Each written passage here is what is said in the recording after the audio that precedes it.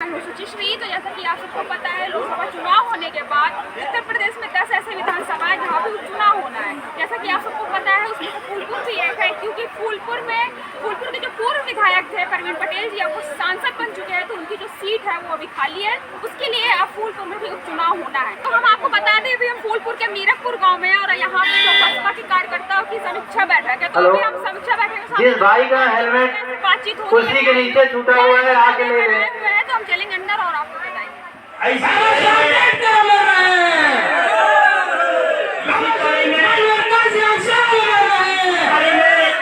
मंडल के इंचार्ज आएंगे, वो मनोहर साहब और बाबा साहब जो करें।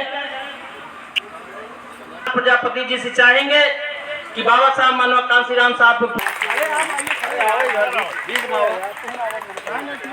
थोड़ा और फाइल के फाइल अब सामने से जाए। बहुजन समाज पार्टी रूपी एक नर्सरी है।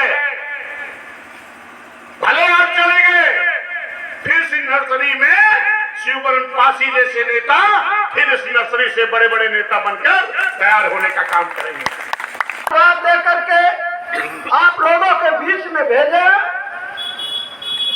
आप लोगों से मेरा निवेदन है कि अपने भाई को, अपने बेटे को अगर आप लोग ने आशीर्वाद दे करके हमें उस लायक बनाया, अगर इस फूलपुर विधानसभा के विधायक चुना, तो मैं आप लोगों के बीच में वादा करता हूं कि आप लोगों को विधायक के पास जाने की जरूरत नहीं पड़ेगा। सम्मानित साथियों, फूलपुर के चुनाव में ये सारे के सारे दलों की जमानत जब्त करा करके, चाहे भारतीय जनता पार्टी हो, चाहे वो समाजवादी पार्टी हो, इनकी जमानत जब्त करा करके इनको गुजरात भेजने का काम आप लोग करिएगा। सम्मानित साथियों,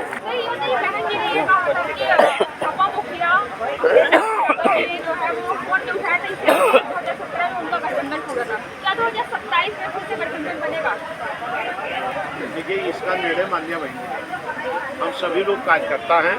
माननीय बहन जी हमारी राष्ट्रीय अध्यक्ष है।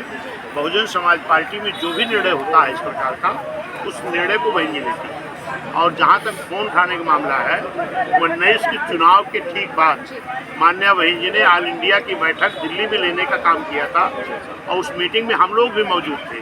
माननीय बहन जी ने उस बैठक में हम लोगों के सामने कहा कि मैं कई बार फोन लगाने की उनको प्रयास कर रही हूँ, और बहन जी का फोन लगाने का मतलब था कि बहुजन समाज पार्टी के 10 सांसद जीत के आए थे, उसके 5 आए। तो बहन जी ने कहा हम बात करके उनको इस चीज़ के लिए आश्वस्त करेंगे कि हम लोग आगे फिर मजबूती से लड़ाई लड़ेंगे और फिर जीता जाएगा। लेकिन उन्होंने फोन नहीं उठाया। और माननीय बहन जी इस देश की एक बड़ी नेता, राष्ट्रीय पार्टी के राष्ट्रीय अध्यक्ष हैं, इनका फोन न उठाना, तो इस तरीके का अपमान सह के तो बहुजन समाज पार्टी साथ रह नहीं सकती है। तो माननीय बहन जी ने इस नाते गठबंधन चुना है। इस चीज़ को माननीय बहन जी ने किताब में लिखा है। तमाम मीडिया के लोगों ने इस पर भी जिक्र किया है कि आज बहन जी ने उसकी चर्चा क्यों की। तो मैं उनको ये बताना चाहता हूँ कि कोई भी किताब जब लिखी जाती है, तो जिस दिन लिखी जाती है उसी दिन का ब्यौरा नहीं लिखा जाता, जिसके बारे में लिखा जाता है। अगर बहुजन समाज पार्टी के बारे में माननीय बहन जी ने किताब लिखी है, तो बहुजन समाज पार्टी के गठन से लेकर के आज तक की जो घटनाक्रम होगा, उस घटना को उस किताब में लिखा जाएगा। तो बहन जी ने लिखा है, किताब अब जो है वो लागू हुई है, तो हम लोग देखेंगे। अच्छा, ये बताइए, पीछे हुए, जरा पीछे हुए। बीजेपी से ज्यादा राहुल गांधी पे हमलावर होते हैं, क्योंकि राहुल गांधी तो बात करते हैं जो आरक्षण है वो 50% से ज्यादा हो जाए। देखिए, ऐसा है माननीय बहन जी, हर मुद्दे पर, चाहे वो भारतीय जनता पार्टी के लोग हों, एनडीए के लोग हों, और चाहे इंडिया के लोग हों, इनको सबको घेरने का काम किया है। लेकिन सही बात यह है कि अगर काका कालेलकर आयोग की रिपोर्ट लागू नहीं हुई, तो इसकी जिम्मेदार भी कांग्रेस है।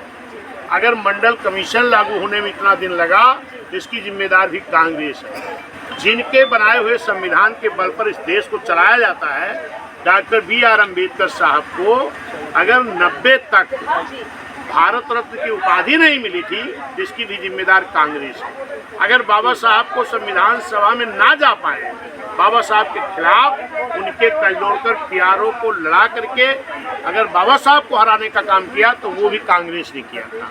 बाबा साहब जिस सीट से, जो जैसल खुल्ला नामक सीट थी, जहाँ से बाबा साहब जीत के आए थे, उस सीट को, क्योंकि उस वक्त ये था कि जो 50% प्लस मुस्लिम समाज के लोग होंगे वो सीट ही बांग्लादेश में जाएगी, लेकिन बाबा साहब संविधान सभा में ना जा पाए उस सीट को भी, जहां पर मुस्लिम समाज की संख्या से ज़्यादा हिंदू की संख्या थी, इसके बाद भी बाबा साहब संविधान सभा में ना जा पाए, उस सीट को भी बांग्लादेश में शामिल करने का काम कांग्रेस ने ही किया है। तो सबसे ज़्यादा अगर SC ST OBC का नुकसान किसी ने किया है तो कांग्रेस ने किया है। इस नाते हम लोग बोलते हैं, भाई कोई व्यक्तिगत उनसे एलर्जी नहीं है। जैसे अखिलेश भैया हमारे हैं, PDA चिल्लाते हैं, लेकिन जब पिछड़े समाज के महापुरुषों के बने नाम को मिटाना शुरू किया उन्होंने, कौन से PDA हैं भाई?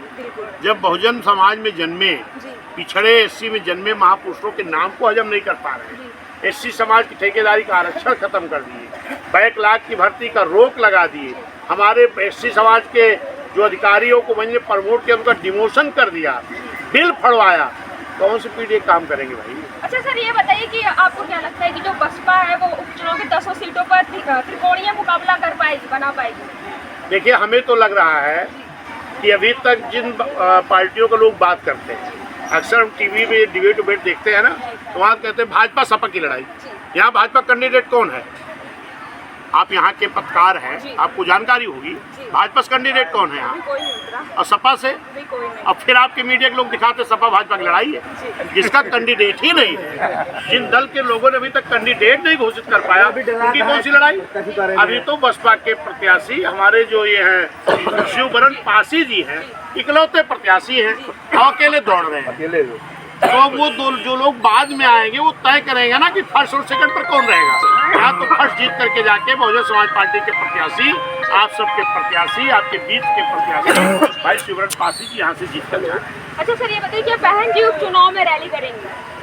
देखिए, ये हमारी नेता है मान्य बहन, रैली कब होगी, किसकी होगी, बहन जी जिसका निर्देश करेंगे वो होगी, लेकिन हमारे सभी कार्यकर्ता बूथ से लेकर के सेक्टर, विधानसभा, जिला, मंडल के सारे लोग लगे हैं हर सीट पर, और निश्चित है कि चुनाव कार्यकर्ताओं के बल पर जीता जाता है, जनता के बल पर जीता जाता है। तो यह मुख्यमंत्री चाहे डेली एक सभा लगाए रहा, वोट तो देना यहाँ की जनता को, और यहाँ की जनता शिवरन जी के साथ है, तो जनता जिसके साथ है वो जीत के जाएंगे। तो सर ये बताइए, आप प्रदेश अध्यक्ष हैं, तो आप प्रदेश अध्यक्ष हैं, तो ये बताइए कि शिवरन पासी फूलपुर में आपको कितने मजबूत लग रहा है, या फिर उनकी जीतने की कितनी संभावना आपको लग रही है? नहीं, हमें तो बहुत मजबूत लग रहा है, क्योंकि यहाँ की जनता को हमने देखा है।